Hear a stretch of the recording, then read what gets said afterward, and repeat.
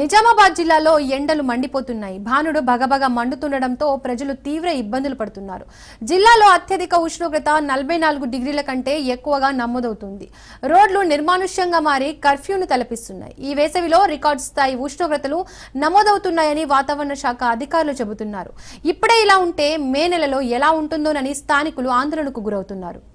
ఉమ్మడి నిజామాబాద్ జిల్లాలో ఎండలు మండుతున్నాయి. భానుడి బగబగకు జనం విలవిలలాడుతున్నారు. ఎన్నడూ లేనంతగా రికార్డు స్థాయి ఉష్ణోగ్రతలు నమోదవుతున్నాయి. రోజు రోజుకు ఉష్ణోగ్రతలు పెరుగుతుండటంతో ప్రజలు అల్లాడిపోతున్నారు. వారం రోజులుగా సగటు ఉష్ణోగ్రత 44 డిగ్రీలకు పైగా నమోదవుతూ వస్తుంది. నిజామాబాద్, కామారెడ్డి జిల్లాలో గరిష్టంగా 44 డిగ్రీలు దాటింది. కనిష్ట ఉష్ణోగ్రత 24 నుంచి 29 వరకు నమోదవుతున్నాయి. ఉదయం 8 గంటల నుంచి ఎండల ప్రభావం తీవ్రమవుతోంది. మధ్యాహ్నం నిప్పుల కులిమిని తలపిస్తోంది. ఇంతటి ఎండవేడిని తట్టుకోవడం చాలా కష్టం. అంబ్రెల్లాలు వాడడం కానీ, మొత్తం ఫేస్ అంతా మాస్క్ వేసుకొని వెళ్ళడం కానీ, మాక్సిమం 12 to 4 వరకు బయటకు వెళ్ళిపోవడం ఎంతో జాగ్రత్త.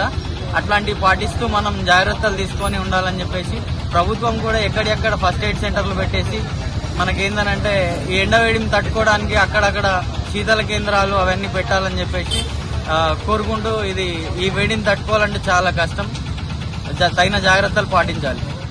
ఎండలకు భయపడి అత్యవసర సమయాల్లో తప్ప జనాలు బయటికి రావడం లేదు. దీంతో రోడ్లన్నీ నిర్మానుష్యంగా కనిపిస్తున్నాయి. ఎండల ప్రభావంతో చిరు వ్యాపారులు, కూలీలు తీవ్ర ఇబ్బందులు పడుతున్నారు. ఇప్పుడే ఇలా ఉంటే మే నెలలో ఎండలు ఎలా ఉంటాయోనని ప్రజలు భయపడుతున్నారు. కామారెడ్డి జిల్లాలోనే అత్యధికంగా జుక్కల్ నియోజకవర్గంలో ఎండలు ఎక్కువగా ఉన్నాయి. కామారెడ్డి జిల్లా జుక్కల్లో 44.2, మద్నూరులో 43.8, బిచ్కుందలో 43.8 డిగ్రీల ఉష్ణోగ్రతలు నమోదవుతున్నాయి. ఒక్క నసరుల్లాబాద్ మండలంలోనే 43.8 డిగ్రీల ఉష్ణోగ్రత నమోదైంది. సాధారణ ఉష్ణోగ్రత 27 డిగ్రీలు ఉండగా 43.8 ఉష్ణోగ్రత నమోదు కావడం ప్రజలను ఆందోళనకు గురిచేస్తోంది.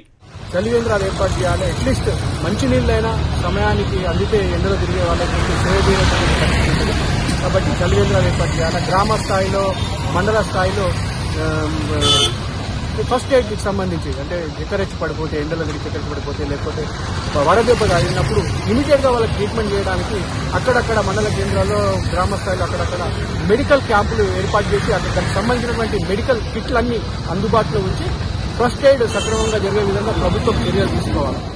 అత్యవసరమైతే తప్ప జనాలు బయటకు రావద్దని, ఎండలో బయటకు వెళ్లే ప్రజలు అప్రమత్తంగా ఉండాలని వైద్యాధికారులు సూచిస్తున్నారు. మరో 3 రోజుల పాటు వడగాల్పులు వీచే అవకాశం ఉందని వాతావరణ శాఖ తెలిపింది. వడదెబ్బ తగలకుండా వృద్ధులు, పిల్లలు జాగ్రత్తలు పాటించాలంటున్నారు. అనారోగ్యానికి గురికాకుండా కొబ్బరి నీళ్లు, నిమ్మరసం, మజ్జిగ వంటి ద్రవ పదార్థాలను నిత్యం తీసుకోవాలని సూచిస్తున్నారు.